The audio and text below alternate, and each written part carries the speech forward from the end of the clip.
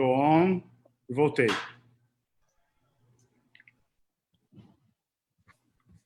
Ok, vamos lá. Começou? Ainda não.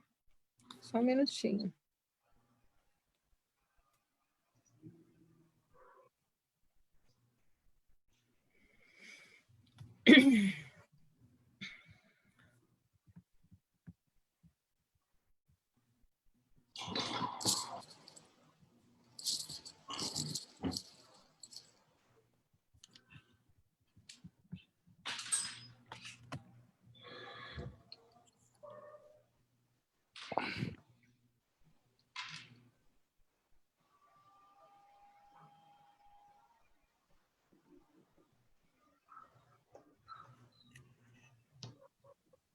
Ok. Estamos ao vivo. Muito boa tarde a todos. Vamos dar início, então, a mais uma jornada de educação ambiental da OAB de Santo André. Temos a honra hoje de contar com a presença da nossa presidente, doutora Andréa Tartucci, e os nossos convidados, Antônio Mauro Saraiva, Antônio Fernando Pinheiro Pedro e Casimiro Tércio Carvalho. Muito boa tarde a todos. Uma satisfação enorme recebê-los aqui para mais esse trabalho desenvolvido pela Comissão de Direito Ambiental e de Sustentabilidade da OAB Santo André. Então, eu passo a palavra para a nossa presidente, doutora Andréa Tartucci, para que faça a abertura da nossa live. Obrigada, doutora Rosa. Boa tarde, meus amigos, minhas amigas, a todos que estão hoje nos assistindo, prestigiando esse importante evento na Casa da Advocacia Andreense de formato virtual, mas não menos acolhedor. Então, eu gostaria aqui de parabenizar inicialmente a doutora Rosa Ramos, que está presidente da nossa Comissão de Direito Ambiental e Sustentabilidade e tem realizado um importante e expressivo trabalho frente à comissão. Hoje pela manhã nós já tivemos uma palestra bastante esclarecedora sobre um tema que tem sido bastante polêmico também em relação aos municípios, ao governo, que é sobre políticas públicas. E a implementação de políticas públicas em saneamento básico. Então, realmente, a doutora Rosa Ramos traz temas de relevância, não só para a advocacia, mas também para o cidadão. Queria, então, deixar aqui registrado, não só meus cumprimentos, meus parabéns para essa minha querida amiga e parceira de jornada na OAB de Santo André. Também já foi nossa conselheira seccional e sempre se destacando nas atividades. E hoje nós temos 3 convidados, a doutora Rosa sempre prima por esses convites e fez questão que eu estivesse aqui presente para registrar esse momento com o professor e engenheiro, hoje não é advogado, né? Nós temos aqui o engenheiro Antônio Mauro Saraiva, professor e engenheiro. Muito prazer em conhecê-lo, de recebê-lo na OAB de Santo André. Também o engenheiro Casimiro Tércio Carvalho, seja muito bem-vindo, uma honra e grande satisfação recebê-lo na Casa da Advocacia Andreense. E um colega, não podíamos deixar de ter um colega nessa nossa seleta mesa, que é o doutor Antônio Fernando Pinheiro Pedro. Muito prazer em conhecer, recebê-los a todos, tenho certeza que será um excelente evento, webinar, onde a doutora Rosa Ramos faz questão de debater as questões referentes à educação ambiental. E desde junho próximo, inaugurou, digamos assim, a Jornada Semanal de Educação Ambiental. É um projeto que conta com apoio integral, não só desta presidente, mas também da diretoria, e que vem se destacando frente à nossa subseção. Então, mais uma vez, desejo a todos um excelente webinar, de muito aprendizado, e um forte abraço a todos. Doutora Rosa, muito obrigada. Agradecemos, Andréa. É importante a gente destacar, viu, Fernando, Tércio e Antônio, a doutora Andréa Tartucci é a primeira mulher presidente da nossa subseção, depois de 50 anos sendo presididas pelos 53 meninos, e nesta gestão nós conseguimos elegê-la uma pessoa que já vinha se destacando na ESA A ESA, na verdade, na nossa subseção, era um trabalho muito pouco desenvolvido, nós não tínhamos pós-graduação, eram cursos esparsos, e a Andrea, quando chegou na última gestão, onde ela era secretária, ela acabou levantando a Escola Superior da Advocacia, que hoje conta com vários cursos já, não só encerrados, como em curso, e agora de maneira virtual, né, de pós-graduação.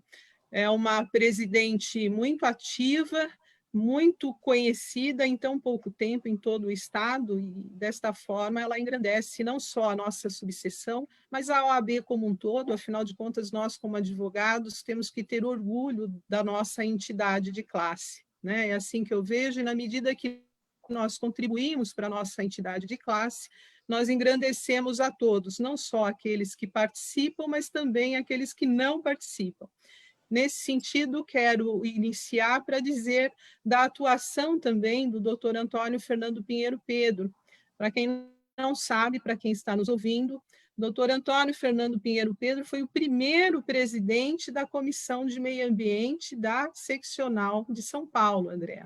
Foi ele que inaugurou lá, eu não vou dizer há quanto tempo atrás, depois ele vai contar para a gente com mais detalhes isso, mas ele que inaugurou esse trabalho na nossa seccional e que acabou depois sendo todas as subseções, né, e aí convocando advogados que militavam naquela área para inaugurar as comissões nas subseções. Então, para nós, hoje, é muito orgulho da nossa admiração pelo Fernando, já é de longa data, um advogado renomado, respeitado, um profissional que tem um escritório muito ativo, né? Não só no estado de São Paulo, mas reconhecidamente no Brasil inteiro.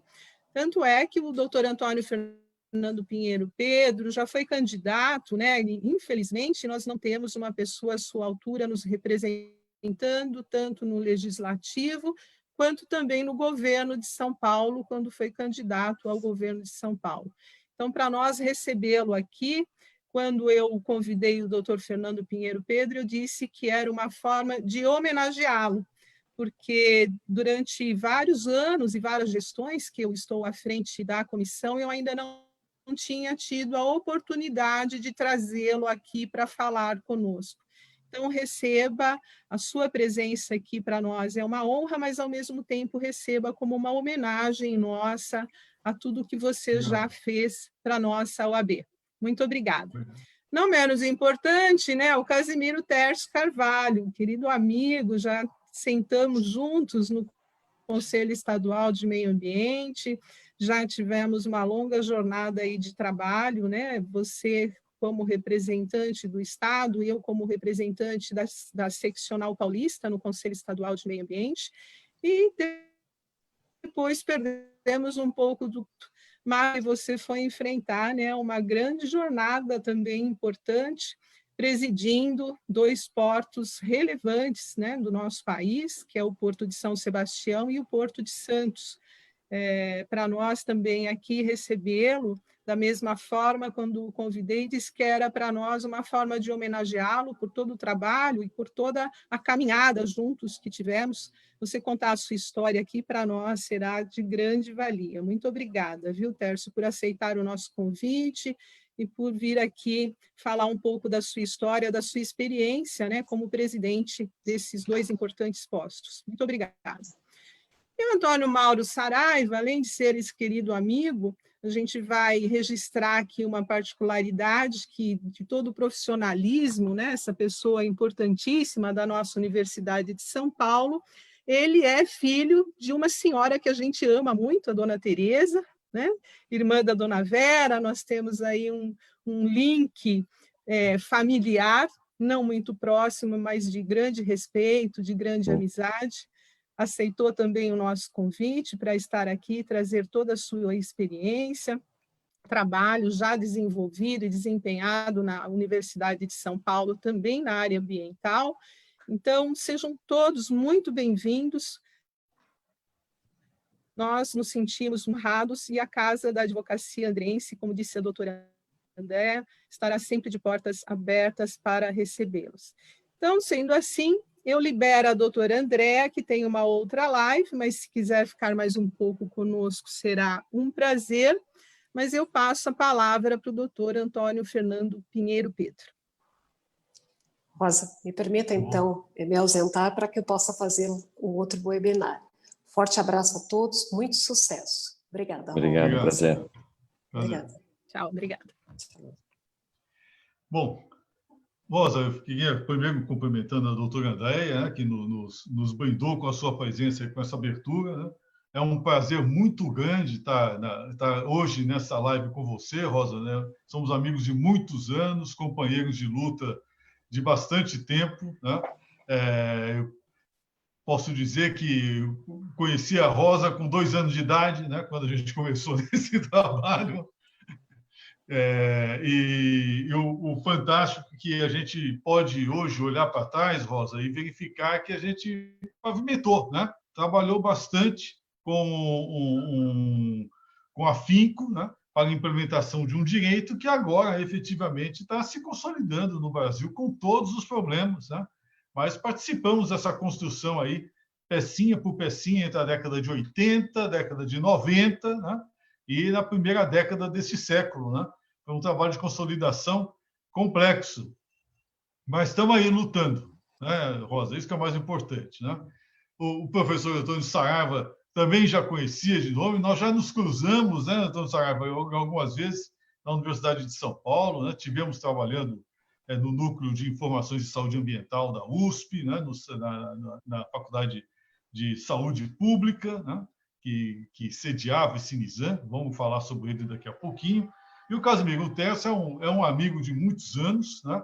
Considero o Casimiro um dos melhores quadros da sua geração, que é a nova geração de gestores públicos no Brasil, né? Sempre já falei isso para ele, né? Acho que o Casimiro tem um caminho muito grande, porque são muito poucos os quadros que hoje a gente pode se orgulhar de ter presente hoje na administração pública brasileira. O Casimiro é um deles, né? E é um líbero, né? Ele parece o Luiz Pereira, do Palmeiras, né? O Palmeiras, que é o nosso time do coração, também verde, né? Sempre teve bons líberos. Está tendo um agora, né? Que é muito bom também. Né? Então, o Casimiro é esse. Joga nas posições que lhe foram confiadas e joga muito bem. E marca gol, né? Isso que é o mais importante. Onde ele vai, ele deixa um resultado. Então, para mim, é um orgulho estar aqui presente com vocês nessa jornada, né? Nós já podemos começar falando, Rosa, ou você vai passar essa primeira fase para os demais? Está sem o... Vamos ouvir o Antônio Mauro e o Tércio nesse cumprimento inicial e depois eu volto para você. Está ótimo. Antônio. Eu faço minhas palavras também do meu xará, Antônio Fernando. É um prazer estar dividindo esse espaço virtual com vocês. Agradeço muito a Rosa Ramos, como ela disse, a gente é um pouco parente também, uma família muito querida, né? Família muito numerosa e querida quando se junta. Com o Tércio, agradecer também a doutora Andréa pela abertura, por nos abrigar nessa seccional Santo André da UAB. É um prazer enorme. Essas lives, né, esses encontros virtuais são muito importantes para a gente poder conversar com a sociedade como um todo, falar um pouquinho do que a gente faz, conhecer melhor os colegas, e certamente disso sempre surgem novas oportunidades de trabalho, novas parcerias, a gente avança com isso. E temos que aproveitar, já que não dá para a gente estar juntos, né?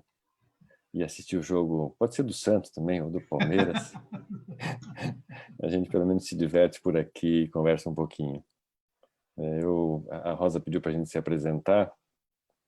Eu sou professor da Escola Politécnica, da USP, faz um pouquinho de tempo, já desde 89. Sou professor titular do Departamento de Engenharia de Computação. Minha formação, eu fiz poli, elétrica, eletrônica, depois fiz Exalc, agronomia.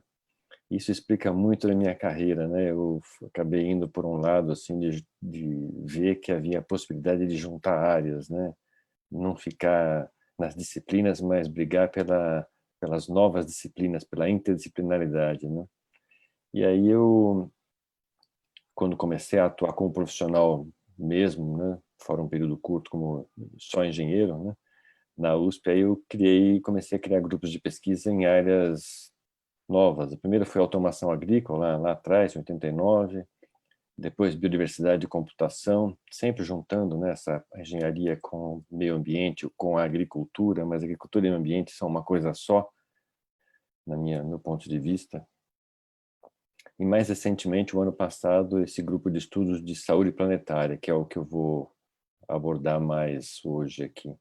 Esse meu interesse vem desde lá de trás. Eu era aluno da Poli quando começou um movimento ambiental muito forte, então eu cheguei a participar de umas reuniões com o professor Aziz Absaber, quando estava tentando impedir a construção do aeroporto de Calcaia, né, umas reuniões lá no centro da cidade. Aquilo para mim foi um marco tremendo, né? E a época do Dr. Lutzenberger, então aquilo me motivou muito lá atrás. E é isso, acho que de lá para cá, essa questão de trabalhar, migrar de agricultura para biodiversidade, para saúde ambiental, para saúde planetária, no fundo é só uma ampliação do escopo de uma coisa que é um todo, é um único, único, né? No fundo, o nosso planeta é uma coisa só e a gente tem que aprender a trabalhar ele como esse único, né? Nosso único lar, né? Os indígenas não dizem que esse é o nosso único lar, né? Eu entendo a posição deles, mas, digamos assim, do ponto de vista mais físico, é o nosso único lar. Então, não tem plano B, não tem Marte, não tem... Pelo menos agora não tem. Então, temos que tratar muito bem desse que a gente tem. É isso, obrigado. Depois, mais à frente, a gente fala sobre o que é saúde planetária. Obrigada, Mauro. Tua presença aqui é uma alegria para a gente. E você, pelo menos, acho que fez duas áreas assim um pouco mais próximas, né? Eu fiz matemática antes de fazer direito, né? Até eu brinco com os colegas, né? Porque nós somos muito zoados no sentido que dizem que advogado não sabe fazer conta, né, Fernando? Mas eu já vou tirando isso de letra, fala, não, comigo não, eu fiz matemática para não ter esse problema.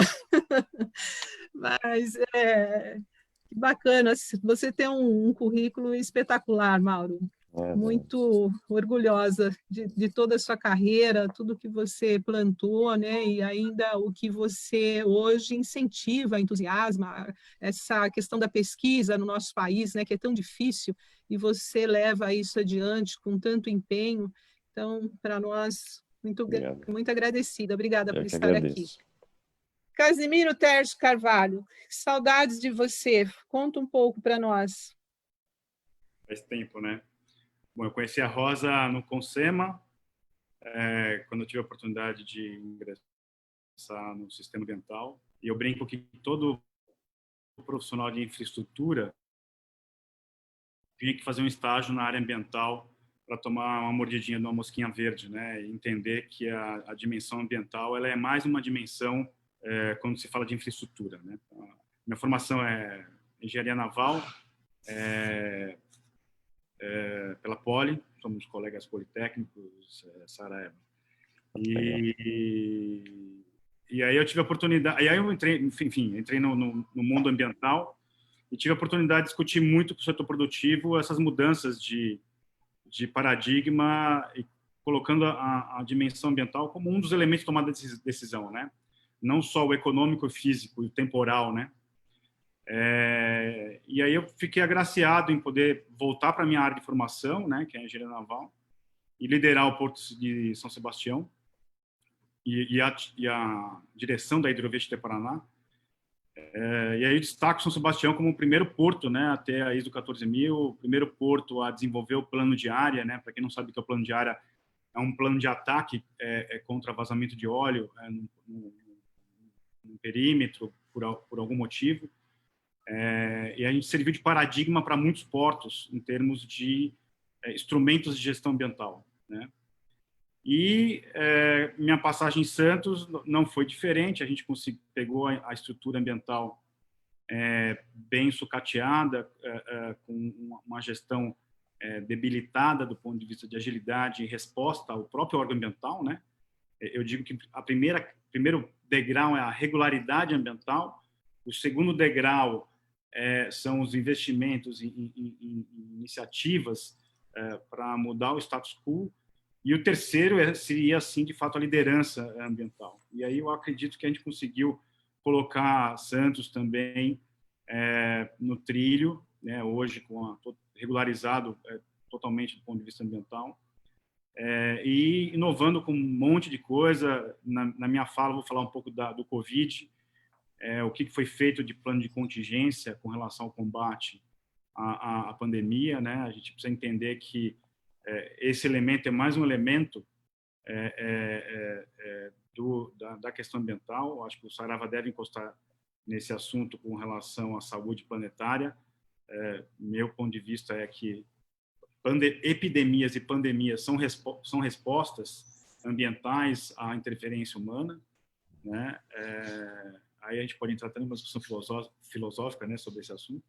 Mas, de certa forma, a minha fala aqui, a minha presença é para falar sobre meio ambiente. Ele é mais um elemento na tabela de decisão de projetos de infraestrutura, e a minha passagem no setor portuário deixou claro isso, e eu vou falar mais à frente aí com os demais colegas sobre isso. Muito bom, muito grata, bem-vindo. Bom retorno, viu, Tércio? Bom retorno aqui para a gente agora se conectar, e você está sempre junto com a gente, trazendo a sua contribuição, que é muito grande. Bem, então vamos iniciar as nossas falas, e eu vou passar para o Fernando, né? Acho que o combinado na nossa dinâmica, que é o Fernando que falará primeiro. Mas, Fernando, dessa nossa live, né, e dessa jornada de educação ambiental que nós criamos, eu presido a comissão, pelo menos aqui da subseção de Santo André, devo estar, acho que na 4ª gestão, já estive na Comissão de Meio Ambiente de São Paulo, criamos junto para a Patrícia Iglesias, que hoje é a presidente da CETESB, a Comissão de Estudos da Legislação de Resíduos Sólidos, onde eu era vice-presidente, fui vice-presidente lá da Comissão de Infraestrutura do Carlos Sanseverino, amigo comum de todos nós aqui. Enfim, a gente está, né, chamando também de jornada nessa caminhada aí já a longa data, como o próprio Fernando colocou, mas eu sempre tenho a sensação que a gente pode fazer mais e que não está fazendo. E, obviamente, embaixo das instituições que a gente participa, né, que sempre dá para a gente contribuir, e principalmente para aqueles que não têm acesso, né? É certo que deve ter muitos colegas aqui nos assistindo, deve ter muitos profissionais da área ambiental, como nós próprios aqui, o próprio Tércio e o Mauro. No entanto, para aqueles que de fato precisam aprender um pouco mais e talvez ter um pouco mais de informação acerca do tema, e principalmente de educação ambiental, isso não chega como deve chegar. E como várias outras políticas públicas que nós temos, né? Educação ambiental é uma política pública, nós temos uma política nacional de educação ambiental que foi promulgada em 1999, né? Foi regulamentada 2 anos depois, em 2001, portanto, já passou a maioridade, e a interrogação que fica, o que nós temos implementado de educação ambiental. E voltando, falando da nossa responsabilidade das instituições e da sociedade como um todo, veja que não é por falta, né, de determinação na própria norma, né, porque lá no artigo 3º da norma, diz assim: como parte do processo educativo mais amplo, todos têm direito à educação ambiental, incumbindo, né, a sociedade como um todo, manter atenção permanente à formação de valores, atitudes e habilidades que propiciem a atuação individual e coletiva voltada para a prevenção, a identificação e a solução de problemas ambientais, né? Então, isso é um norte da norma desde 2001, para falar desde que ela foi regulamentada. A Política Nacional de Resíduos Sólidos também traz, né, claramente, lá acho que no artigo 8º, 19, A Política Nacional do Saneamento Básico, o marco legal, esse novo marco legal do saneamento básico também traz, e para não dizer que a própria Constituição também determina lá no artigo 225 a educação ambiental. Nós temos que, se nós não partirmos para a educação em todos os aspectos, né, nós vamos continuar patinando. Então, esse é o norte da nossa live, do nosso encontro, e com isso te passo a bola, Fernando.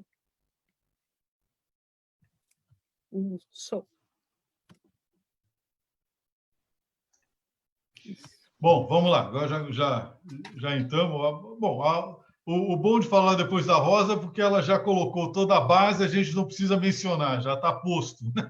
O quadro legal, a gente sabe que está aí, foi uma luta para conseguir estabelecer a lei em 97, né? A regulamentação veio muito depois, 4 anos praticamente, né? E a lei era muito ampla, inclusive. O grande problema da educação ambiental é que a educação ambiental, na verdade, é uma educação cidadã, né? A gente nem deveria falar em educação ambiental, deveria falar em educação moral e cívica, né? E civismo, né? Como tinha antigamente, né? É lá que a gente tem que enquadrar a educação ambiental, desde o ensino básico, né? Da mesma forma como a gente deveria hoje, né, estar transmitindo às novas gerações conceitos mínimos, né, como apego ao local onde mora, né, identificação com o local onde mora, com a comunidade, com o bairro, né? Nós deveríamos também estar colocando o amor à pátria, né, a importância do tratamento civilizado entre as pessoas, o respeito às pessoas, respeito às condições identitárias, né? E o respeito ao meio ambiente, né? É isso que é o mais importante. Se a gente forma essa base com esses valores, fica muito mais fácil nós compreendermos a educação ambiental e não entendermos a questão ambiental como, infelizmente, hoje entende o nosso governo federal, né? E eu vou falar um pouco mais adiante sobre isso, né? Como um obstáculo, né, às atuações necessárias ao desenvolvimento do país, né? Um posicionamento lastimável, né, que absolutamente não condiz com o que se espera, né, de um trabalho focado na área ambiental. Nós vamos falar um pouco sobre isso adiante.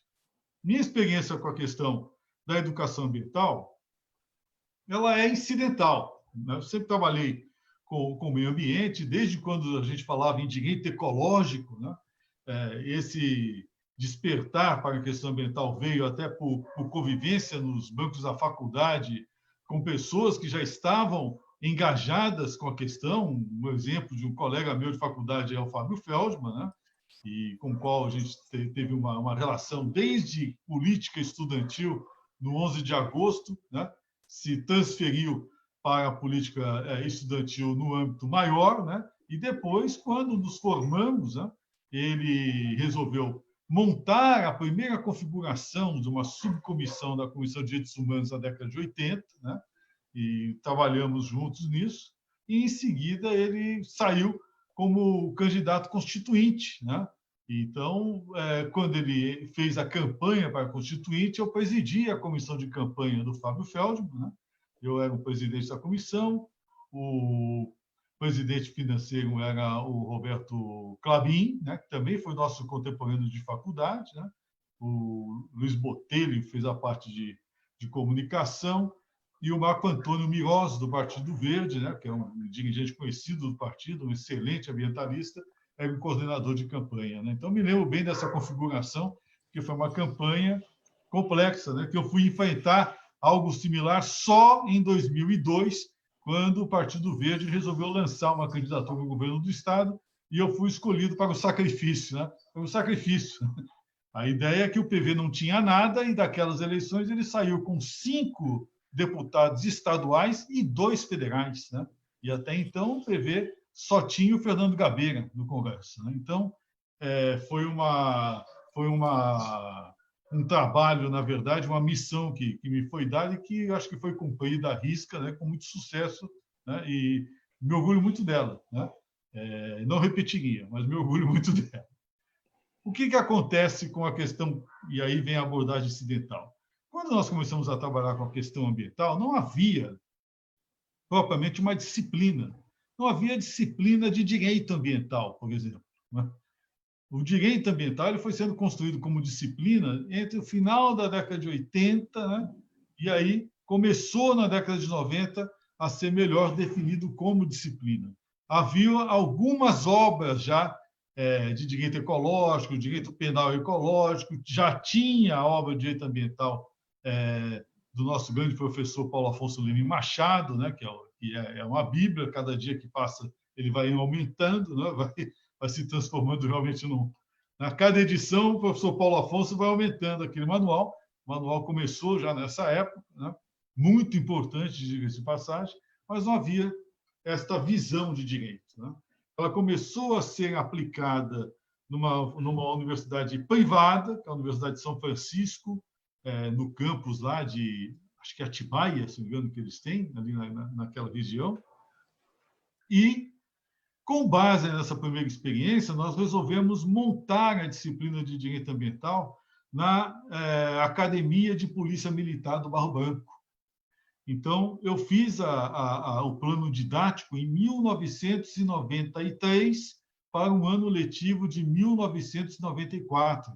Então, foi a primeira disciplina de Direito Ambiental numa entidade pública de ensino superior no Brasil. Foi na Academia de Polícia Militar do Barro Branco que eu tive a honra de ser ao lado do então capitão João Leonardo Melli, depois coronel Melli, né, que foi comandante da Polícia Ambiental de São Paulo. Na época era a Polícia Florestal. Nós somos os primeiros professores da matéria. Aliás, a primeira disciplina de direito ambiental numa academia militar no continente americano, né? Então, a partir de então, nós começamos a desenvolver um trabalho que era no sentido de fixar o interesse por uma disciplina que ainda era muito nova, né? E que tinha íntima ligação com outras disciplinas, né, relacionadas ao direito, né?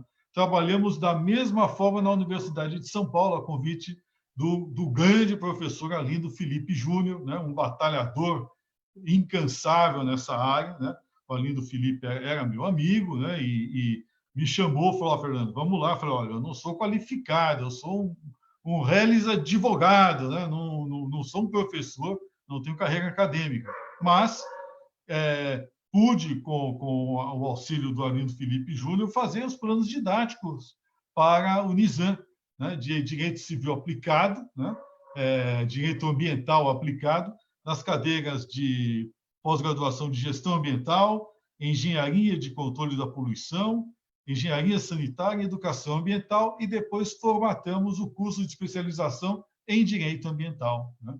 Então, foi um trabalho muito rico, né, que nos permitiu aí desenvolver um trabalho do ponto de vista de compreender como é que é o didatismo, como é que é o trabalho, o método, né, as condições, as fontes, né, como isso é transmitido, né, e sempre atentando para um caráter interdisciplinar. Na Ordem dos Advogados do Brasil, a Ordem foi pioneira. Nesse mesmo período, eu presidia a Subcomissão do Meio Ambiente da Comissão de Direitos Humanos e depois conseguimos formar a primeira Comissão de Meio Ambiente da Ordem, né? E, nesse período, nós conseguimos, ao lado de um grande ambientalista, que inclusive é da região do ABC, o Carlos Bocui, né, montar um programa de educação ambiental, né, e que foi o primeiro programa que a Ordem começou a tratar. Ela foi o carro-chefe, né, junto com um grupo de professores, de ambientalistas, visando dar conceitos de meio ambiente para o ensino básico e o ensino médio. Nós adotamos um princípio muito claro da educação construtivista francesa, né, do chefe de orquestra, né? Nós entendíamos que não devia haver uma matéria de educação ambiental, né? E, na verdade, a educação ambiental deveria ser transmitida pelas demais matérias existentes do currículo básico, né?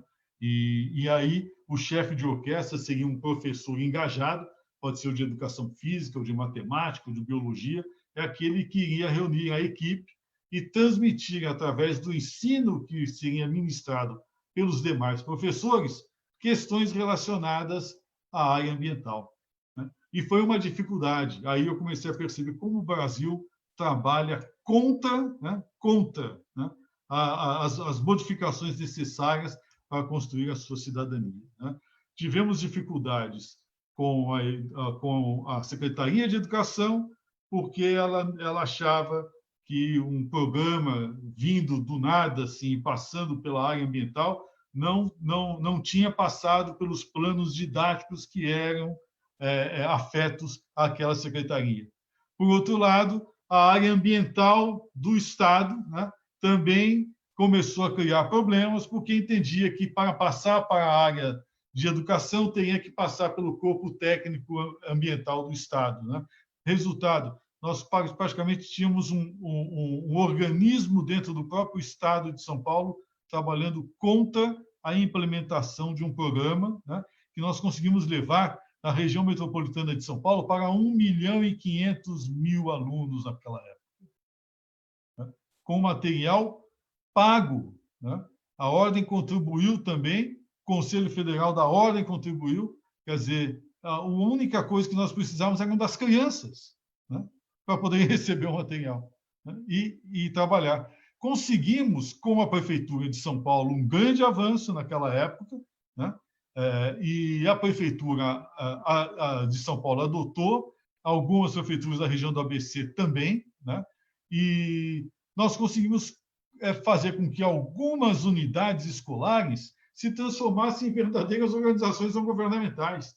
Tinha escola que, com a introdução da matéria, os alunos ficaram tão mobilizados que eles começaram a recolher material reciclável do bairro.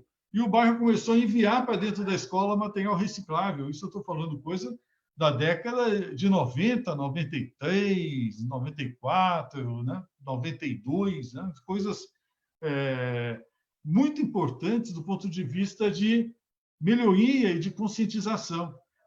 Foi aí que a própria prefeitura começou a ficar preocupada, porque aquilo estava criando um núcleo de pressão de cidadania pelas melhorias de condição nos próprios bairros onde as escolas se inseriam. E aí o poder público tratou de boicotar o programa. Essa é a história de uma experiência de educação ambiental, né, que foi entregue num esforço de uma organização de direito, de uma casa de leis, que é a Ordem dos Advogados do Brasil, né?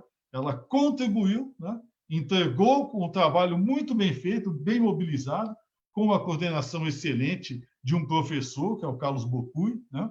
E que foi sendo boicotado pelos próprios administradores públicos, porque eles se sentiram incomodados com o nível de cobrança, né, que estava sendo posto a partir da base nas unidades de ensino, né? Ou seja, educação ambiental é subversão. É isso que nós temos que observar. Educação ambiental é subversivo na medida em que ela é orgânica, ela transforma o indivíduo, né? Isso é muito importante, e além de transformar o indivíduo, ela firma uma base de cidadania, porque ela começa a firmar pessoas, começa a firmar quadros, né, desde crianças, que começam a se interessar pelo meio onde vivem, começam a buscar melhorias das condições de vida e começam a cobrar das autoridades, ou seja, elas mudam a postura em relação ao funcionário de plantão, né? Ela muda a postura, né? E isso incomoda profundamente as estruturas arcaicas que até hoje nos governam, né? Essa é uma visão que a gente precisa ter em mente, porque quando nós falamos muito de educação ambiental, vem toda aquela lenga-lenga compartimentada, né? A tendência em buscar colocar a educação ambiental como uma matéria, né, horizontalizada com as demais matérias é muito grande, porque quando você compartimentaliza, né, você retira esse aspecto orgânico e de mudança, transformador. Você retira esse aspecto, né? Ou seja, você atende ao establishment, né? Isso é que não pode acontecer, né? Então, a educação ambiental se faz por todos os meios de comunicação, né? As organizações não governamentais, as organizações governamentais, empresas, fundos de investimento, porque hoje, se você não tivesse educação, por exemplo, no meio corporativo, e aí o Casimiro Tesso vai falar bem sobre isso daí, porque é o que ele trabalhou, hoje é fundamental você ter um quadro diretor que esteja consciente da questão ambiental. E um quadro diretor consciente da questão ambiental, ele é transformador e ele também incomoda, ele é subversivo, né? Ou seja, a função nossa hoje, de todos que gostam do Brasil, que amam esta pátria e que querem ver o país crescer, é agir de maneira subversiva, fazer uso da questão ambiental para incomodar até o limite e passar dele, com relação às gestões governamentais arcaicas, né, às quais nós somos todos hoje submetidos, né? Era essa a mensagem que eu queria passar aí, dando um testemunho pessoal. Não é igreja evangélica, mas a gente dá testemunho, né, Rosa? Muito obrigado.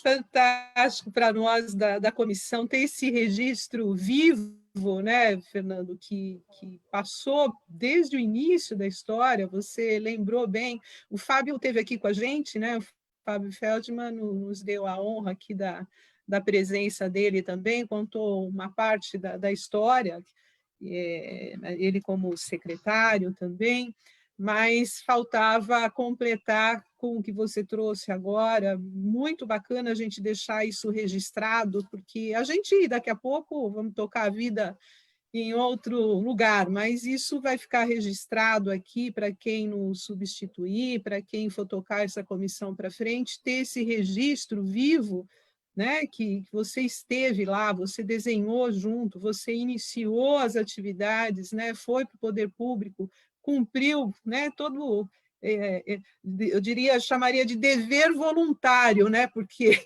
a gente faz, a gente percebe que desde o início você sempre fez isso com tanta paixão. Lembrou o Carlos Bocuí também, a gente teve a presença dele no conselho durante tanto tempo, um estudioso, um professor, conhecedor, né, que contribuiu tanto também.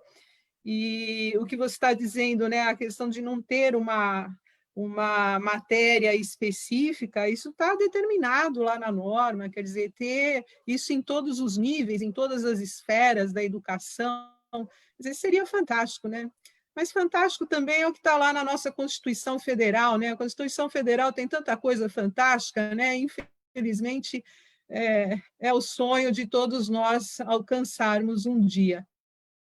Mas a gente é teimoso, não desiste nunca, vamos adiante. Obrigada, viu, Fernando, mais uma vez, e prazer enorme ter você aqui. Antônio Mauro Saraiva, então vamos ouvir agora a sua experiência na Universidade de São Paulo, registrar aqui também uma parcela pequenininha, né, dessa tua vivência na área ambiental. Obrigado.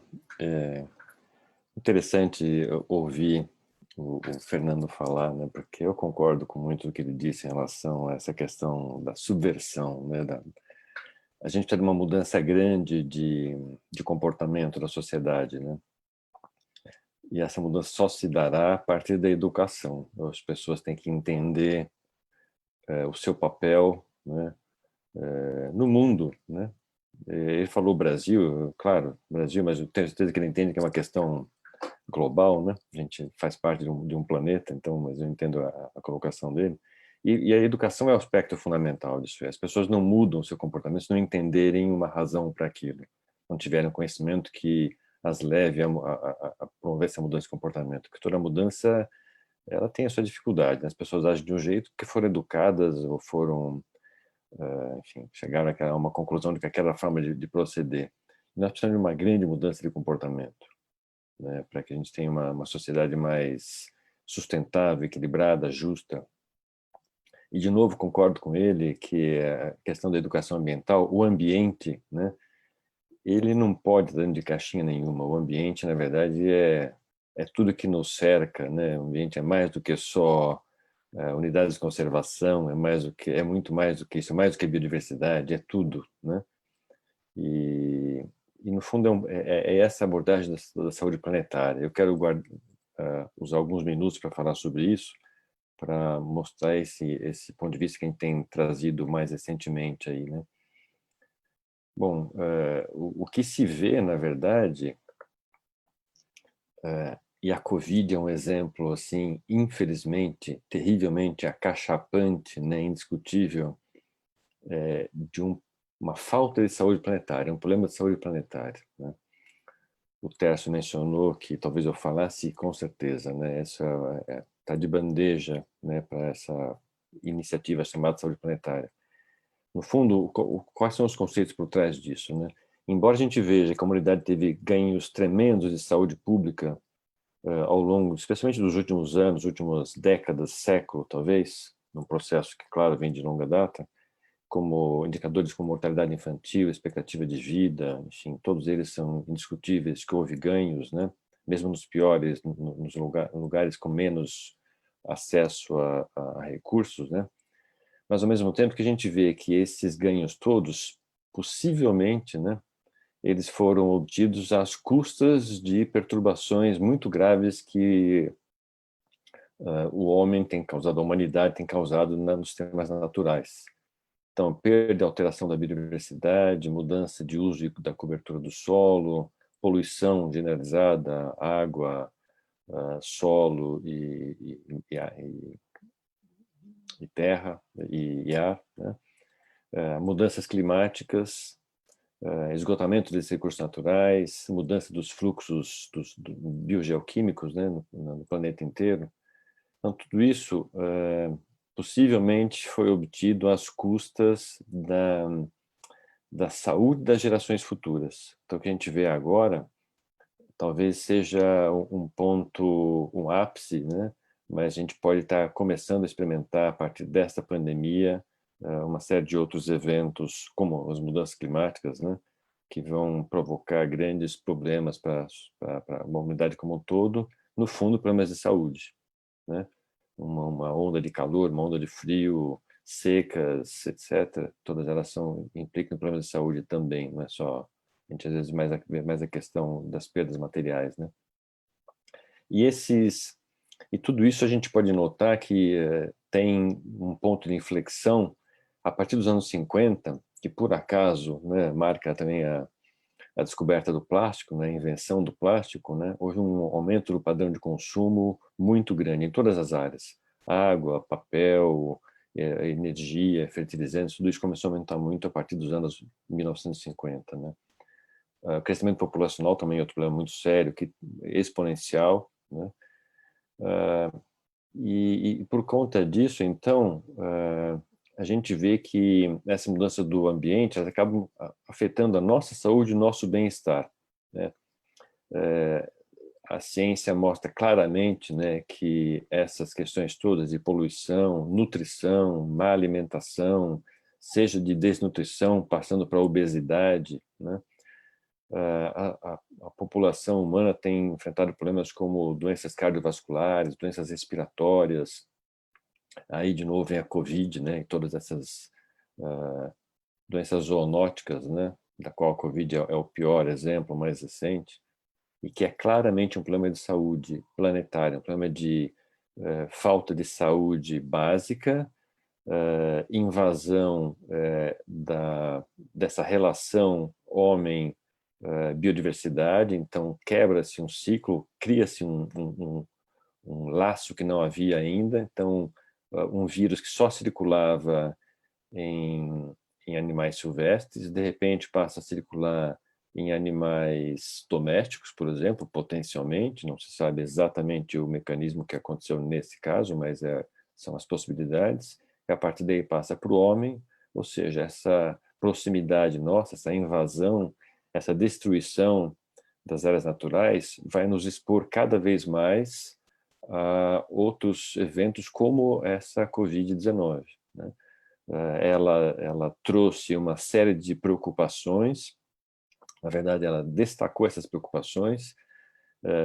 A Covid, não essa especificamente, a Covid-19, mas uma pandemia como essa já estava mais do que prevista, inclusive em publicações científicas já de vários anos, né?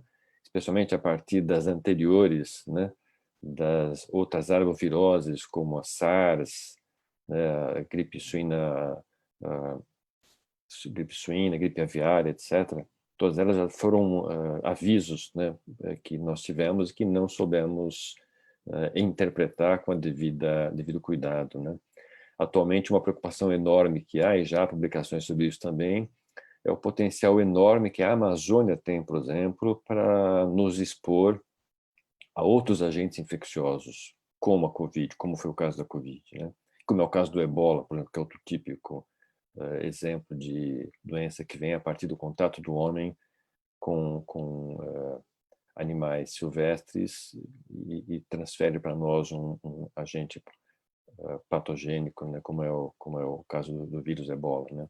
Mas além dessas questões, né, também tem resistência antimicrobiótica, cada vez mais a gente vê isso acontecendo, exposição a substâncias tóxicas, insolação contra essas ondas de calor, saúde mental. Saúde mental virou um problema de primeiríssima ordem no mundo inteiro, né, em todo o mundo, especialmente nas cidades, e hoje basicamente se vive em cidades, e cada vez mais se vai viver em cidades. Já falei também de malnutrição, seja por desnutrição ou por obesidade. Outros problemas que acabam afetando a saúde, por exemplo, esses deslocamentos forçados e migração, muitas vezes causados até por eventos climáticos ou por eventos políticos, né, guerras, etc., né? Mas às vezes não por questões climáticas, questões alimentares. Então, tudo isso possivelmente são rebotes, né, da natureza, não no sentido de vingança, acho que não acredito nisso, né? Não é questão nem de crença, mas é simplesmente como a natureza funciona, né? Ela continua funcionando da forma dela, né? Só que essa nossa ação deletéria em cima do ambiente acaba uma hora voltando para nós, né? Então, essa ideia, esse conceito de saúde planetária, no fundo se baseia nisso, ou seja, o homem tem afetado fortemente o planeta, e o planeta, em retorno, muitas vezes gera condições totalmente adversas para nós, e possivelmente nós estamos, como eu disse, hipotecando a saúde das gerações futuras para obter esses ganhos econômicos e de desenvolvimento que nós obtivemos até agora.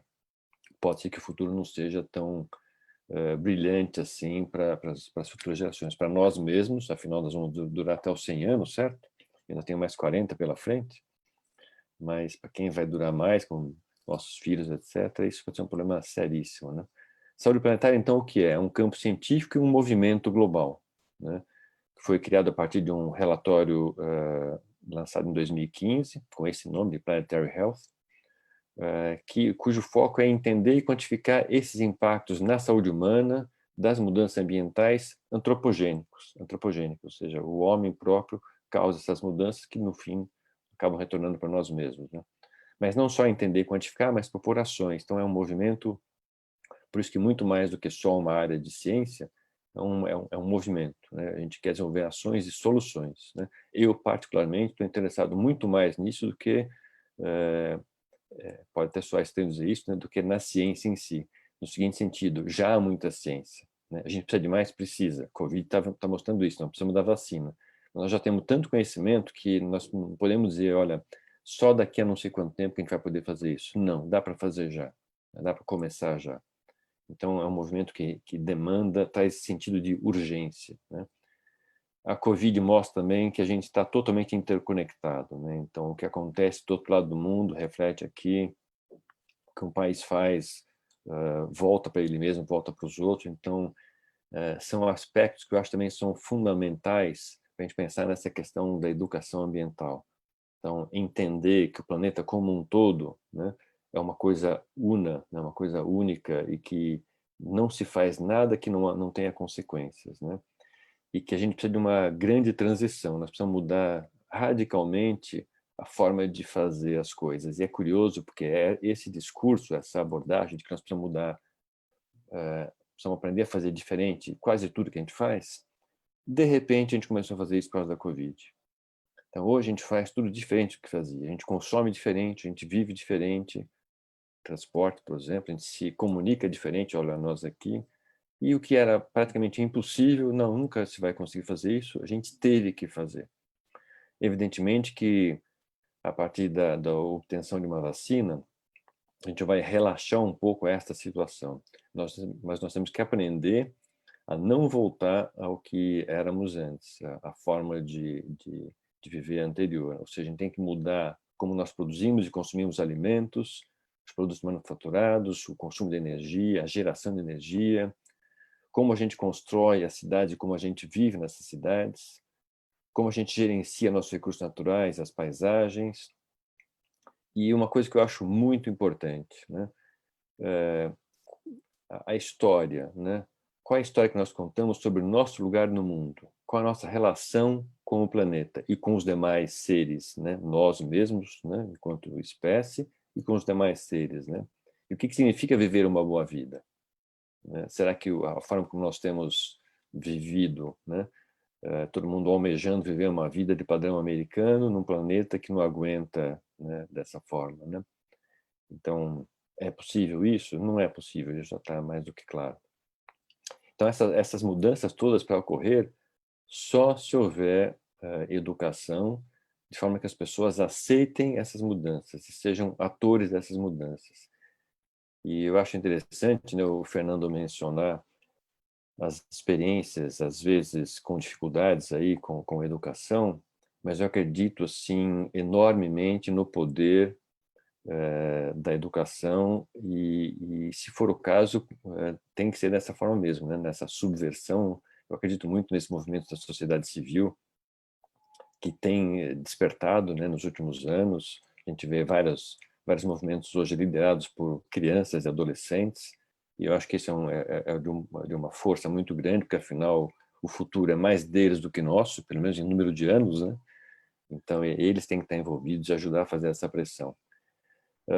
Para finalizar, então, essa saúde planetária, a partir desse relatório que foi lançado em 2015, depois eu coloco no ar aqui um slide só para dar algumas indicações, foi criada uma aliança internacional chamada Aliança Saúde Planetária, Planetary Health Alliance, que envolve mais de 200 instituições, universidades, centros de pesquisa e ONGs no mundo inteiro, de vários países, mais de 40 países, e crescendo isso, com esse foco, entender quais são os problemas e propor ações, né? Ações que envolvem ciência, mas envolvem muito também ação. O que dá para ser feito, como fazer, quem envolver. E a gente criou um grupo a respeito disso, sediado na USP, no Instituto de Estudos Avançados da USP, chama-se Grupo de Estudos em Saúde Planetária, mas não é um grupo USP, é um grupo brasileiro. Nós temos gente de norte a sul, de Belém até Porto Alegre, de várias universidades, de várias outras instituições, Fiocruz, Ministério do Ambiente, secretarias de Estado. E a gente, desde já, quero convidar quem está nos assistindo a se interessar por participar disso, e adoraria, sinceramente, a gente continuar essa conversa depois, Rosa, Técio e Fernando, e ver como a gente pode colaborar nisso, porque o aspecto legal, jurídico, direito, são fundamentais, né, para a gente, às vezes, conseguir alguma dessas ações, né, conseguir alguma desses resultados, né.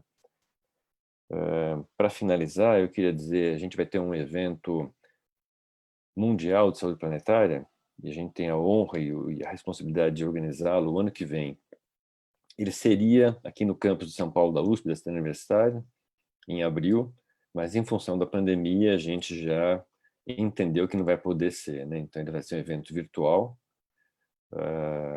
Mas eu queria falar uma coisinha só que eu acho importante, que a gente está moldando o evento a partir de algumas diretrizes, a partir de alguns eixos, né? Um eixo fundamental que a gente está colocando no evento é valores, né? Justamente porque a gente entende que se a gente não tiver valores como a base de qualquer ação, a gente não vai lidar com questões fundamentais para a gente ter uma vida justa, decente no planeta, se não tratar de equidade, de justiça, de inclusão, né, em qualquer sentido, né, em gênero, número e grau, né, empatia, enfim, uma série de valores que são fundamentais, né. Claro, depois a gente precisa ter ciência, e ciência há, e ciência está andando bem graças a Deus, apesar de toda essa às vezes posição contrária, não só no Brasil, mas mesmo em outros países, né, mesmo nos Estados Unidos, né, esse revisionismo aí, essa terraplanismo e outras ideias, né, de que a ciência não é importante. Mas a Covid veio aí para dizer, olha, bom, se vocês não querem ciência, então vão tomar o quê, né? Vão tomar cloroquina, vão tomar, né? Não, todo mundo quer uma vacina, e vacina vem de ciência, né? Aí os outros 3 eixos são eixos muito calcados em ação. Então, um é um eixo econômico, ou seja, como é que a economia tem que se reestruturar para que a gente possa considerar outros parâmetros para o desenvolvimento. Desenvolvimento é isso? Desenvolvimento é PIB? Não é PIB. Né? O que é desenvolvimento? Né? É aquela Gross National Health lá do Butão, né? Saúde, felicidade, não, health, happiness, né? Felicidade, né? O que a gente pode aproveitar daquilo, desse indicador de felicidade que o Butão tem, por exemplo? Tudo bem que o Butão é desse tamanho, mas é uma inspiração, não é? Então, como a economia deve se comportar, até levando em conta esses valores, né? O outro é governança, o eixo da governança. Então, como é que, por exemplo, a gente tem que tratar essa questão da governança pensando na Covid, por exemplo, um exemplo. A OMS é importante, não é importante, né, para tratar uma pandemia dessa escala, né? E o último eixo é justamente da sociedade civil, né? Como é que a sociedade civil deve se comportar para que ela possa ser um ator importante para essa mudança de comportamento. Então, eu paro por aqui, depois a gente pode conversar mais, mas acho que numa frase só, a saúde planetária procura trazer esse contexto do planeta como um todo, envolvendo ambiente, saúde, desenvolvimento, como uma coisa única, né? E ou a gente trata dessa forma, a gente vai continuar sempre enfrentando esses problemas como a gente tem enfrentado até hoje, né? E educação certamente é o mais fundamental disso tudo. Obrigado, eu paro por aqui. Fantástico, nossa, brilhante conhecer também esse Instituto de Saúde Planetária, que eu não conhecia detalhes, e deixar isso também aqui registrado é muito gratificante. Eu acho que, de antemão, que eu posso dizer que eu aceito, sim, o convite de estar junto, de conhecer um pouco mais. Que bom. Certamente falaremos aí à frente sobre isso. E você toca em pontos muito sensíveis, né? Que a gente só num debate assim com este gabarito para a gente se dar conta. Mas eu acho que a sociedade civil está se engajando um pouco mais, né? Eu acho que a Covid, como você colocou, alertou para uma série de coisas, né? Tá aí alguns grandes investidores, né? Algumas grandes empresas se unindo aí para salvar as pequenas, né? Tem um grupo fazendo mais do que deve ser feito, né? Porque o que deve ser feito está na norma, todo mundo tem que fazer, é obrigado a fazer, mas fazer um pouco mais, né? Que é esse princípio do ESG, né? Eu acho que é isso. A sociedade tem que acordar para isso. A Covid, eu acho que veio para dar um empurrão. Na verdade, acho que é isso. Casimiro Tércio Carvalho, com você agora. Bom, vamos lá que é muito assunto para falar, né? Eu vou tentar dividir a minha fala em 3 eixos. Primeiro eixo é o comportamento do mercado, e isso é muito importante para quem trabalha com o meio ambiente, entender que tudo é precificado, né? Que um projeto só vai adiante se, de fato, ele tiver viabilidade econômica, como o Fernando colocou, o mercado de capital, e hoje não existe mais aquela época do governo esbanjando dinheiro, né? Antes de 2012, as secretarias de Estado que gastavam bem ganhavam mais, né? Tinham mais orçamento. Então, hoje, qualquer projeto para parar de pé, precisa ter uma viabilidade econômica por trás. Então, esse é um princípio basal que o mercado, quando eu falo mercado ambiental, eu digo todas as pessoas que giram em torno do tema meio ambiente, sejam profissionais do direito, profissionais técnicos, né, específicos de alguma área de estudo, terceiro setor, né, enfim, todo mundo que de alguma forma trabalha com o tema ambiental precisa entender que dinheiro é importante, né? Eu sempre faço uma pergunta: você está com uma boa ideia, mas você colocaria dinheiro do seu bolso nesse projeto? Né? Se a pessoa falar assim, eu colocaria, aí começa a fazer sentido, né? Significa que ela não está fazendo caridade, que ela está mantendo, ela entende que aquilo vai gerar valor em algum momento, seja no conceito de accountability, né? De uma contabilidade social, que é o que as empresas líderes fazem hoje, a preocupação que é o além da lei, né? Então eu vou dar um passo à frente. Eu vou dar um exemplo no meio da navegação. Existe uma empresa nórdica chamada Wallenius, né, a WWL. Ela foi pioneira em investir em motores de navios com eficiência energética, né? Hoje já existe um conceito, do mesmo jeito que tem um PROCONV para veículo, existe um índice que a gente chama de Environmental Ship Index, que é um indicador ambiental para navio, que é o quanto que aquele navio transporta com menos emissões no final do dia, né? Então, empresas de todos os setores vêm se preocupando com isso. Só que elas são as líderes de mercado. E elas fazem justamente isso para se posicionarem como líderes de mercado, né? O mercado de capitais, a Bolsa de Valores, também olha isso como uma questão importante, né? E quando você... Hoje tem 2 índices na Bolsa, né? Você tem o índice o Ibovespa tradicional e você tem o índice do novo mercado, que ele começa a olhar outros aspectos, inclusive os ambientais. E se você vê o comportamento das empresas, o crescimento dessas empresas, obviamente estou falando isso antes do Covid, tá? Das empresas que tinham a cesta de empresas que tinham comportamento ambiental no novo mercado, elas cresceram muito mais do que as empresas tradicionais. Então, investir em gestão ambiental não é pousar para foto. E isso era feito muito antigamente. Então, assim, vou fazer uma coisa aqui legal, vou plantar árvore, e você é empresa líder de mercado e estou amiguinho do meio ambiente, e por isso o órgão ambiental vai olhar para mim com mais carinho, né? A gente pensou em utilizar, à época que eu estava na Secretaria de Meio Ambiente, instrumentos de gestão ambiental, de planejamento ambiental, justamente para acelerar processos de licenciamento.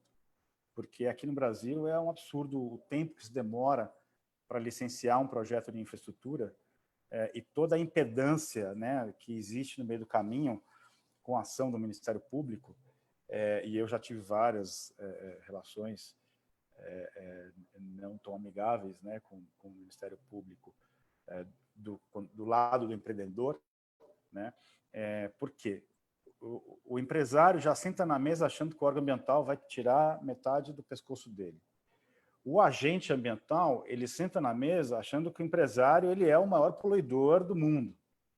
Então, essa relação ela foi criada com o engenheiro da década de 70, que enterrava lixo, né? Sem manta, sem critério. Você tinha Cubatão jogando metade da tabela periódica no Canal de Santos. Hoje, por exemplo, nós estamos discutindo o tema da dragagem no Brasil, e existe uma técnica que a gente chama de overflow na dragagem. Você draga e vem muita água junto quando você tira o sedimento do fundo do canal. É muito comum no mundo você jogar parte dessa água de volta para o canal. Obviamente vai criar uma pluma no canal. Só que hoje, se você for analisar os bioindicadores do Canal de Santos comparados desde o início do monitoramento, melhorou a qualidade ambiental de Santos. Óbvio, né? Você tirou toda a tabela periódica de dentro do canal. O que eu quero dizer com isso? Hoje a gente vive um outro momento. Existe uma preocupação que ela não é só ambiental, estrito senso, ela é socioambiental, né? E isso passa muito pelo engajamento do time e da corporação com a empresa, e aí são técnicas que não estão só envolvidas com a gestão ambiental, é uma técnica de recursos humanos, da corporação ter pertencimento àquela instituição, respeitar aquela instituição, e, obviamente, a questão ambiental naquele pontinho é um ponto de levar em consideração, ó, eu respeito a minha empresa porque a minha empresa preserva o meio ambiente. Ou, não é que ela preserva, ela agride menos o meio ambiente, né? Porque é difícil você falar que uma empresa mineradora preserva o meio ambiente. A própria atividade humana, ela degrada, né? E aí depois a gente pode discutir o Covid como uma reação a isso. Mas, no final do dia, o que a gente tem que colocar na mesa, e aí, para mim, é a principal educação ambiental, é a educação do tomador de decisão. Porque não adianta você iniciar um projeto de educação ambiental, um projeto de infraestrutura, e aí, quando eu falo infraestrutura, estou falando de uma barragem, de um porto, de uma estrada, de um aeroporto, de uma usina eólica, seja o que for, né? Não adianta juntar um monte de criancinha e fazer educação ambiental se o tomador de decisão, se quem está com a caneta na mão, ele não está educado. Ele não está, eu não vou nem dizer a palavra educado, ele não tem a consciência de que o poder da caneta dele numa tomada de decisão é fulcral, é importante para o futuro do planeta. Tá? E, obviamente, aqui eu não faço, toda vez que eu discuto gestão ambiental, eu sou muito pé no chão mesmo, não é aquele negócio de ficar abraçando árvore e vamos fazer abraço coletivo em árvore. Mas o que de fato faz sentido. Eu vou dar um exemplo.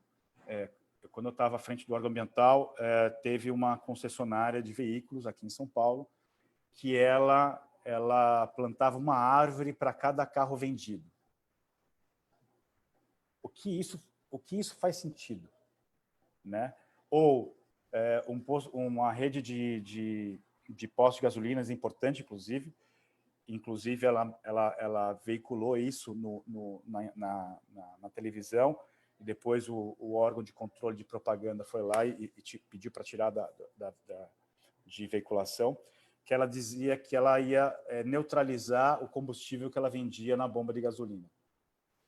Não vou dizer quem é, mas todo mundo sabe quem é. Não faz sentido. O que faz sentido no core business de um posto de gasolina, o que faz sentido? Ele investir, a bandeira, né, investir em redução de enxofre, em redução de VOX, né, de voláteis, na sua composição. Ela tem um tratamento especial no atendimento do cliente no posto de gasolina. Ela ensinar, por exemplo, no caso da concessionária, ela ensinar o comprador do veículo dela a utilizar o veículo no ponto ótimo do consumo do combustível.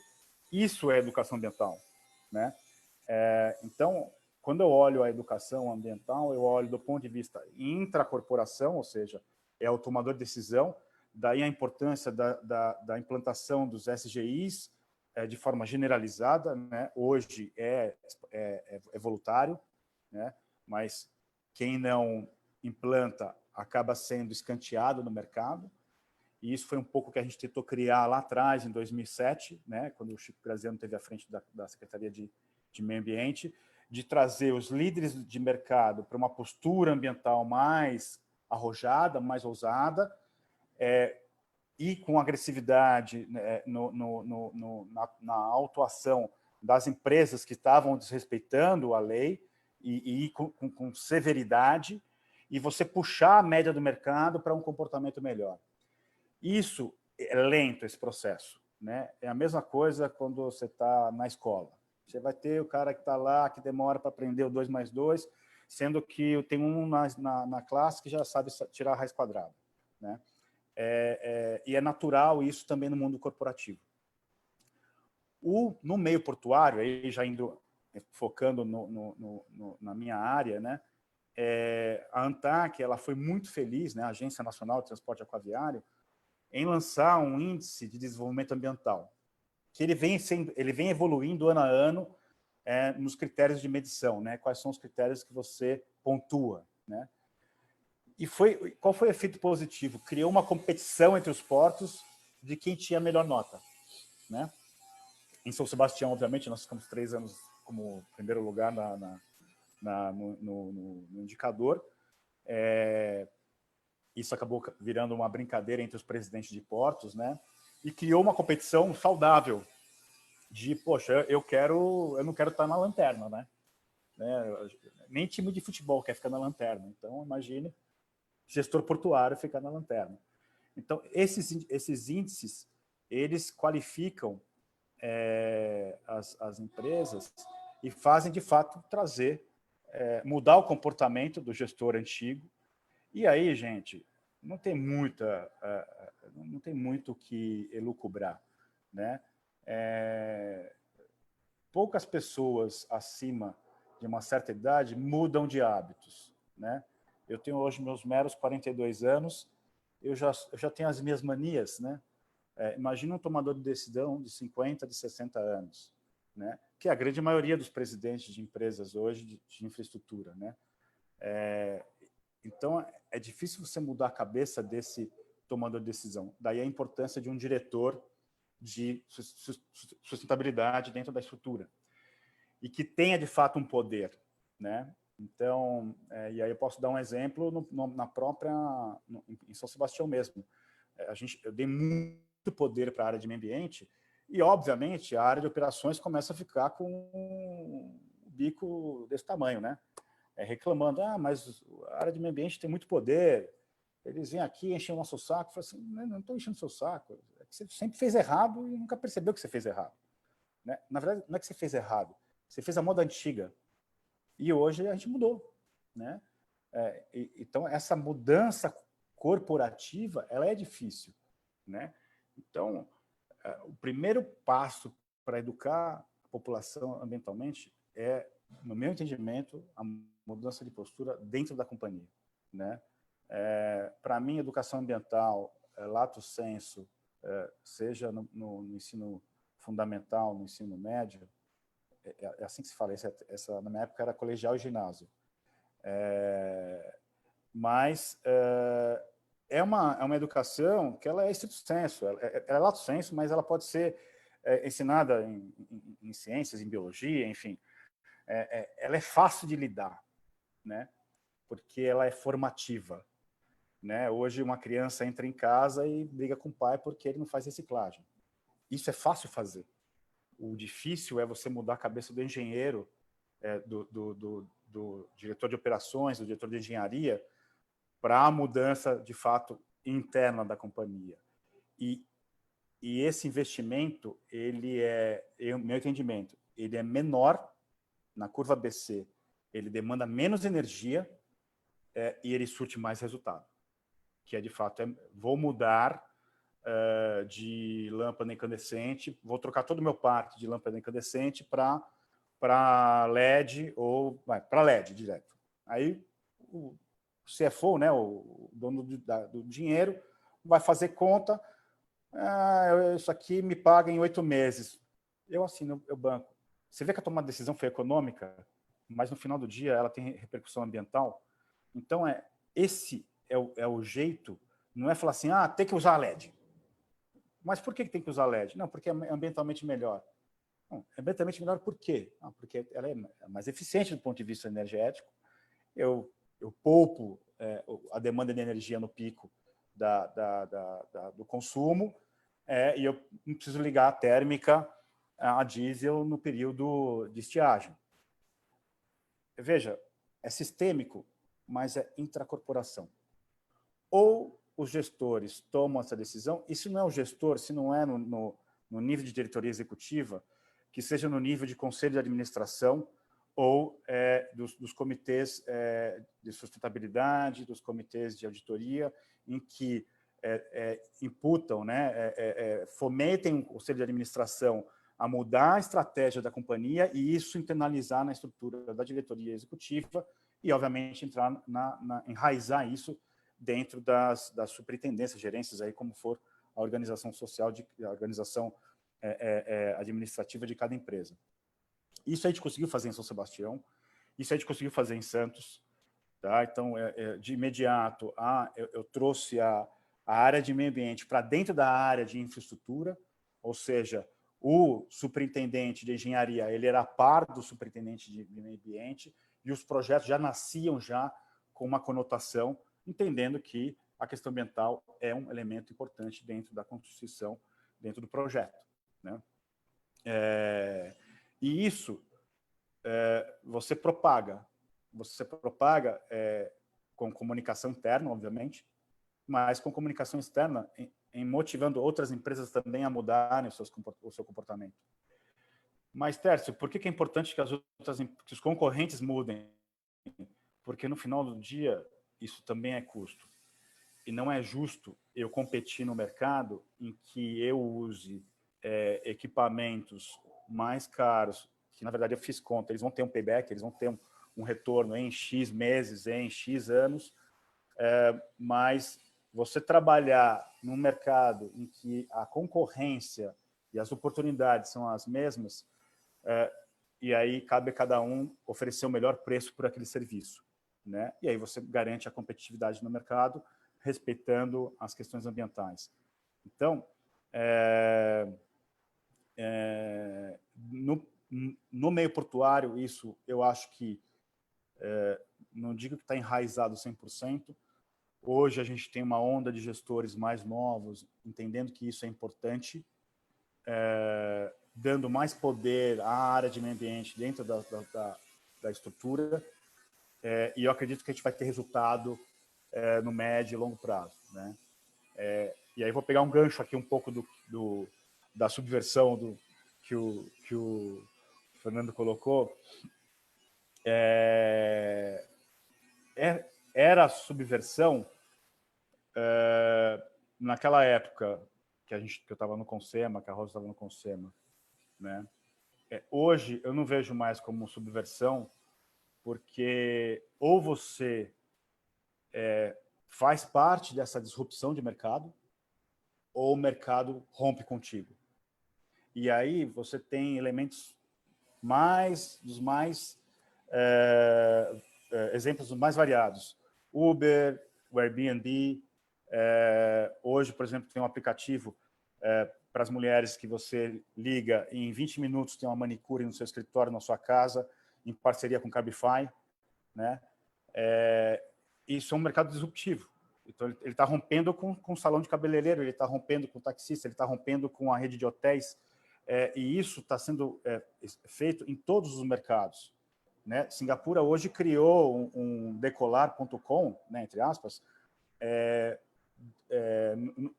Singapura, para quem não conhece, é um porto que fica no sul da Ásia. É um porto 75% de transbordo, então, na verdade, o que ele faz? Ele faz troca de mercadoria com o leste asiático e toda o Oriente Médio e Europa. E esse aplicativo está rompendo, né? Ele criou uma disrupção no preço do frete. Né? O decolar é isso. Né?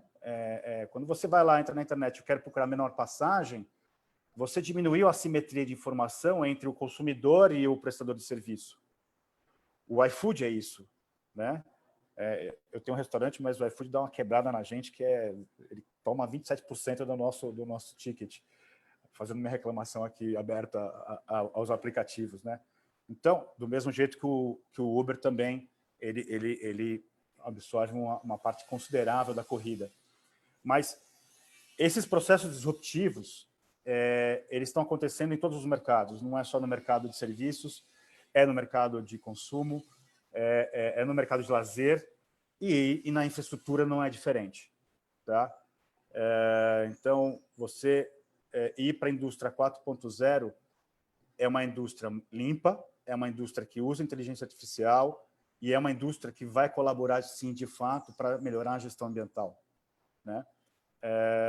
Então, essa subversão hoje, eu colocaria que seria uma disrupção do mercado, né? Porque as pessoas estão preocupadas hoje. Quem é o consumidor hoje de Coca-Cola, né? A Coca-Cola teve uma estratégia de criar o consumidor dela na década de 70, lá no começo, entre os adolescentes, e hoje você tem adulto que consome Coca-Cola, que, aliás, é fanático por Coca-Cola. Não é o meu caso, né? Mas é a mesma coisa com relação à gestão ambiental. Então, é um processo geracional. E aí eu volto à questão da classe política. A classe política também tem que se reinventar. Eu não sei ainda como, porque o nosso sistema político ele nasce errado, no meu entendimento, né? Mas isso é um assunto para outra conversa. Mas é geracional. Nós tivemos uma lava-jato para mostrar que aquilo que era super comum no passado, hoje não é tão comum, né? É feio. As pessoas levantam na mesa no restaurante quando vê alguém que participou de um processo desse. No passado, imagina, cumprimentava, porque não sabia. Então, a transparência, a disrupção, são ferramentas, no meu entendimento, muito fortes que a educação ambiental poderia utilizar para, mais uma vez, olhar a intracorporação, que é, de fato, mudar o comportamento das empresas, e olhar para a população de forma geral, para cobrar, para demandar, para pressionar. E, obviamente, os gestores públicos só vão mudar o comportamento se tiver alguém pressionando, né? Existem instituições já prontas para isso, como o Ministério Público, os sindicatos, enfim. A própria Assembleia Legislativa deveria ser um órgão desse tipo, né? Os órgãos legislativos. E a gente só se mexe na cadeira quando alguém reclama, né? E isso, seja no setor privado, seja no setor público, em qualquer setor, né? A mãe só muda de postura quando o filho reclama, né? Ou reclama por falta de atenção, ou por falta de carinho, ou porque não está comendo o que ele quer, ou por algum motivo, né? E para terminar minha fala, eu faço uma reflexão para todos. Existe uma coisa que é mais preciosa no mundo, é o ativo mais precioso do mundo, que é tempo. É tempo para recuperar e resgatar as questões ambientais, é tempo de olhar para as coisas simples dentro da família, que a gente esqueceu, e família eu digo lato sensu, são os amigos, é a família de sangue, enfim, os amigos do trabalho, olhar para si, né, dentro desse caos. Quando as pessoas têm consciência de que elas estão jogando o tempo dela fora por falta de boas tomadas de decisão, acontece o que está acontecendo com o mundo, né? O mundo está morrendo, o Covid, eu não sei quem é a religião de cada um, né? Eu sou espiritualista, e para mim é um tipo de reação, como foi a gripe espanhola, como foram outras manifestações desse tipo, né? O mundo está reagindo, né? Quando você teve incêndios, por exemplo, se não me engano, no ano passado, que pegou a Califórnia inteira, que matou metade, não matou metade de Portugal, mas arrastou metade de Portugal, quando você tem enchentes, isso é o aquecimento global. Não é o pessoal ficar com o ar-condicionado ligado no último nível, né? São os extremos climáticos, né? É perder safra, perder ativo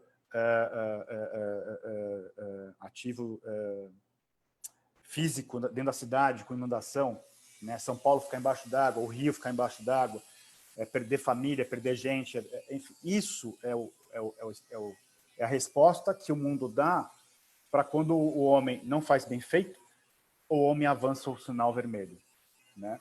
Então, fica a minha reflexão para que a gente utilize o nosso tempo de forma mais preciosa para fazer a coisa certa e tomar as melhores decisões, mesmo que tome um pouquinho mais de tempo. Era essa a minha meu recado de hoje. Obrigado, Rosa, e obrigado aos meus colegas de seminário. Muito bacana essa sua última frase, né? Essa reflexão que você coloca. Eu lembrei de uma senhora que eu ouvi, ela aos 74 anos, ela é influenciadora digital. E está fazendo um sucesso aí nas redes, né? Tem um monte de seguidores. Daí perguntaram para ela, né, por que ela tinha todo esse sucesso e como é que ela tinha aprendido a tecnologia, né, para trabalhar na internet, fazer toda essa mídia digital. Ela falou: o problema é que a maior parte das mulheres ficam perdendo tempo para se manter com 40 anos. Eu não perdi esse tempo, né? Quer dizer, ela foi tocando a vida e valorizando o tempo dela sem se preocupar que ela tinha que se manter lá com 30, 40 anos. E a tua fala me fez refletir sobre isso, porque é exatamente isso, né? Se a gente e o outro recado que você fala em relação aos bens ambientais, né? Quer dizer, a natureza está aí e muita gente não tem tempo nem de apreciar o que é mais simples, né? Que é ver o sol nascer, a lua, né? As pessoas estão tão envolvidas aí no seu dia a dia em ganhar dinheiro, em se manter nos seus postos, e agora veio uma Covid e todo mundo falou: poxa, peraí, né? Foi obrigado a ver uma série de coisas que não se dava conta. E você traz também toda essa reflexão da sua vivência no mundo corporativo, colocando uma visão da mensuração dos bens ambientais, né? Eu me recordo, Tércio, quando você estava na secretaria, que você fez você chamou de cenário 2030. Eu acho Cenários que foi ambientais isso, 2020. um trabalho. Hã? Quer Cenários dizer, ambientais naquela 2020. época, 2020, né? Então, naquela época, você estabeleceu os ODS da Secretaria de Estado de Meio Ambiente de São Paulo. Rosa, eu vou além disso. Aquele trabalho foi feito com muito esmero, nós envolvemos aí, acho que 700 especialistas, se eu não me engano, quase 3.500 pessoas responderam uma pesquisa Delphi,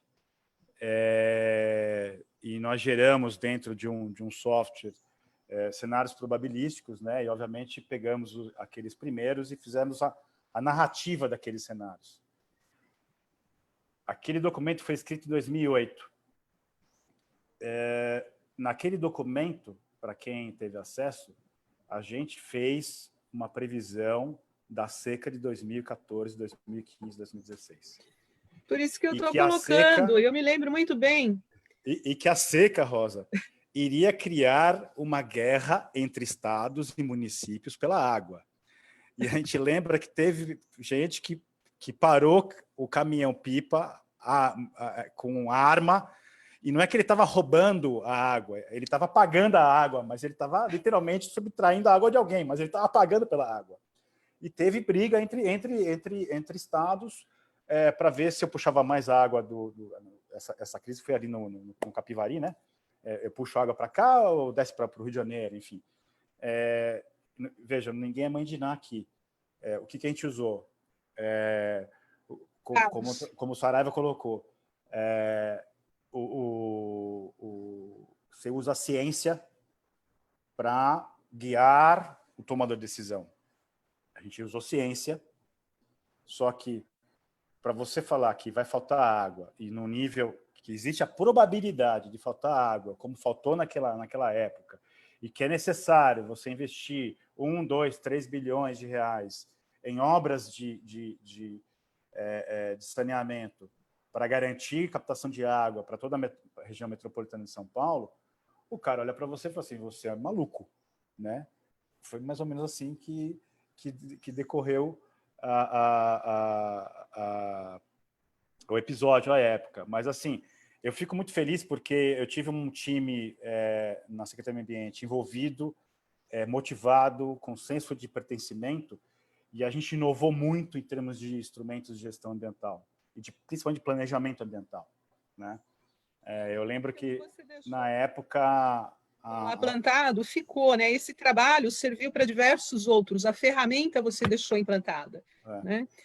Nós vamos trazer você aqui para depois contar e falar mais sobre cenários 2020, porque esse trabalho, eu tenho certeza que tem muito dele sendo levado adiante, muito provavelmente, obviamente que o nome Cenário 2020 não usaram, né, dali em diante, mas hoje, as né? ferramentas estão lá. Obrigada, Tércio, valeu muitíssimo. Gente, olha, nós ficaríamos aqui horas, né? Vocês vejam que a previsão do nosso programa aqui era 1h e pouco, já estamos quase a 2 horas. Infelizmente, passa muito rápido.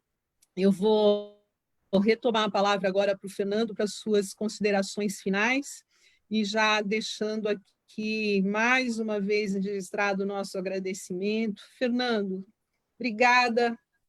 Suas considerações finais para o nosso encerramento da live.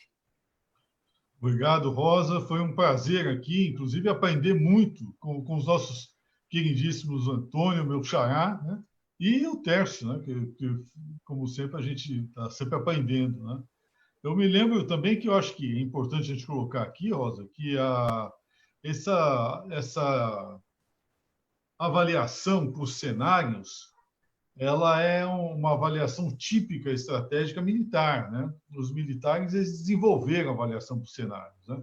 E é impressionante como simplesmente nós deixamos de fazer a avaliação estratégica por cenários há anos no Brasil, né? Isso é muito grave, né? Eu tive recentemente uma conversa sobre isso grande com a Secretaria de Assuntos Estratégicos da Presidência, né?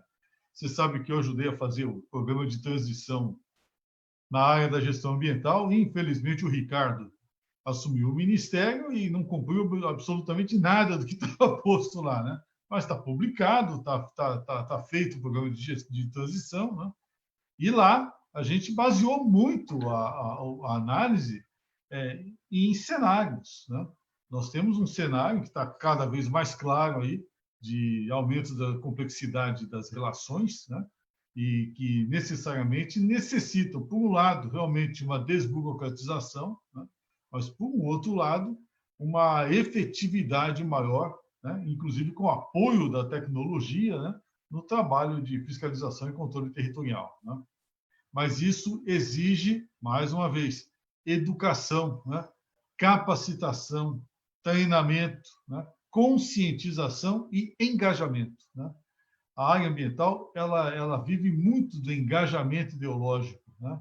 E quando eu falo engajamento ideológico, não estou falando engajamento de esquerda ou de direita, mas engajamento com o trabalho de representação social que é a gestão ambiental, né?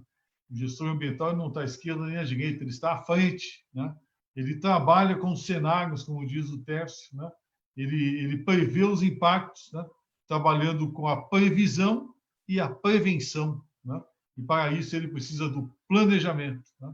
Mapeamento, planejamento, ordenamento territorial e licenciamento, né? São as grandes ferramentas que devem ser aplicadas, inclusive, nesta ordem, né? E que, infelizmente, por falta de uma educação ambiental, nossos gestores simplesmente desaprenderam, né? Muito obrigado aí pela oportunidade, né? E estamos aí sempre à disposição, viu, Rosa? Você é uma pessoa muito querida, né? Uma implementadora do direito ambiental, uma mulher fabulosa. Conte sempre com a gente e com o nosso apoio a esse trabalho magnífico aí da subseção da OAB de Santo André. Viu? Muito querida, por sinal. E agora, mais ainda, por esse trabalho pioneiro, né? Efetivado pelas mulheres, que, como dizem os índios, mulher é natureza, né? Então, vocês que representam a natureza na nossa espécie humana, né? Muito obrigado. O agradecimento é nosso. Muito feliz de você estar aqui com a gente. Esperamos contar outras vezes com a tua presença e ouvir mais da sua experiência, da sua vivência, do seu conhecimento. Tenho certeza que quem nos ouve ficou muito feliz de te ouvir e os demais painelistas também, o Tércio, o Mauro. Antes de passar para o Mauro, eu quero só registrar aqui algumas pessoas que nos cumprimentaram. Está aqui com a gente o Sidney Munerati, que é vice-presidente, inclusive, da comissão, Ana Célia Alves de Azevedo, Alexandro Vieira, querido amigo doutor Antônio Gonçalves, que também tem feito umas lives fantásticas, muito engrandecedoras para todos nós, a Graziela Maruti, a Ana Célia Alves de Azevedo, já destaquei, a Maísa Raquel, está acompanhando aqui com a gente também, o Nilson Gonçalves Almeida, Gilberto Rodrigues, a Karina Mectarian, querida Karina, Antônio Dalmas, querido amigo do Antônio, professora Débora Perillo, o Clamir Ferlini, a Simone Luiz, obrigada, o Rogério Godoy Princiotti, obrigada, Rogério, está sempre aqui com a gente, Virgínia Menesse, a Jussara Lucas de Lima, e quem mais? A Juliette Castanho, muita gente bacana aqui, obrigada a todos que nos acompanharam até agora, e a querida amiga também Irene Grasson, doutora Irene Grasson, também é membro da nossa comissão, e vamos passar para o Antônio Mauro, então, já também antecipadamente te agradecendo muitíssimo, esperando contar com você aqui numa próxima também. Foi um grande prazer, eu agradeço muitíssimo o convite, foi um prazer aprender com o Antônio Fernando, com o Tércio, estar na companhia de vocês todos. É um assunto da maior importância que a gente está conversando aqui, extremamente multifacetado, né? Então, envolve toda a sociedade, corporações, governos, sociedade civil, o indivíduo, né? E por isso acho que é meio infindável, né, que a gente pode conversar. E o importante é que a gente continue avançando, tentando achar caminhos para a gente conseguir avançar. Apesar de tudo e de todos, né, acho que a força das pessoas é meio impossível de barrar, né? Então eu acredito muito nisso. Acho que a gente tem que ter esperança, porque dá para a gente mudar esse jogo, mudar esse cenário, né? Se a gente mudou tanto dessa vez com o Covid, a gente tem que aprender algumas lições e seguir mudando. Se você me permitir, vou só mostrar aqui para depois ficar registrado, colocar aqui para quem quiser ver depois a página do grupo de estudos lá. Então é saudeplanetária.iea.us.br. Será um prazer ter mais gente participando conosco. É um grupo extremamente interdisciplinar, extremamente mais do que tudo é divertido, é gostoso de trabalhar, porque é um grupo muito heterogêneo, né? Mas muito focado em tentar obter avanços, né? Então, já repito o convite para Rosa, Antônio Fernando e Tércio, a gente conversar em outro momento para ver se a gente pode fazer algum trabalho em conjunto, tá bem? Seria um prazer enorme. E agradeço mais uma vez o convite de estar aqui e de dividir esse cenário virtual com vocês, né? Na próxima vez, quem sabe, a gente vai poder fazer, já que é a hora, já é uma hora meio de happy hour, né? A gente pode levantar É verdade. Um vinho, alguma coisa assim. Na próxima a gente faz um brinde da próxima vez. Isso, Antônio Mauro Saraiva, brigadíssimo, viu? Engrandecida aqui a OAB Santo André, reconhecidamente esta live trouxe para todos nós muito conhecimento, aprendi muito com vocês, né? Cada pessoa que nós ouvimos aqui, a gente capta uma frase, uma reflexão, uma experiência, e vamos amealhando isso e tentando transmitir isso, né? Porque o que vale é, no seu aprendizado, você transmitir para as pessoas. Isso também é educação ambiental, né? Eu tenho uma história falando aí de cultura, né? Quero dividir isso com vocês. Meu pai, hoje, se estivesse vivo, teria mais de 100 anos, né? Eu era pequena e quando nós mudamos, ele comprou uma chácara no interior, aí, próximo daqui, mas uma mata, né? Não tinha energia elétrica, água encanada e nem gás de cozinha. E nós moramos lá durante muito tempo. A primeira coisa que ele fez foi cortar todas as árvores, não deixou uma no imóvel.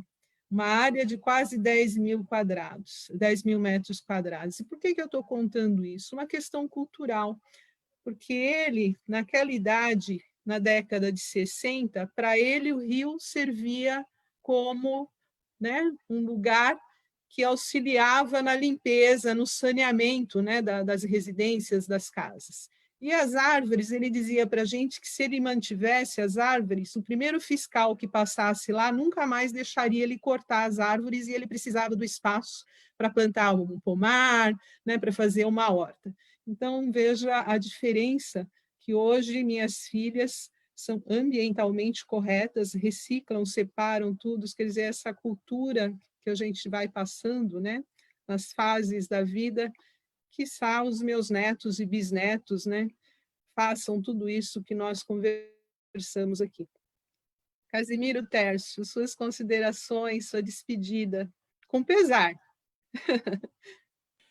Bom, primeira coisa, quero agradecer imensamente o convite, Rosa, e agradecer aos meus colegas de webinar, agradecer a todo mundo que assistiu a gente online aqui pela internet.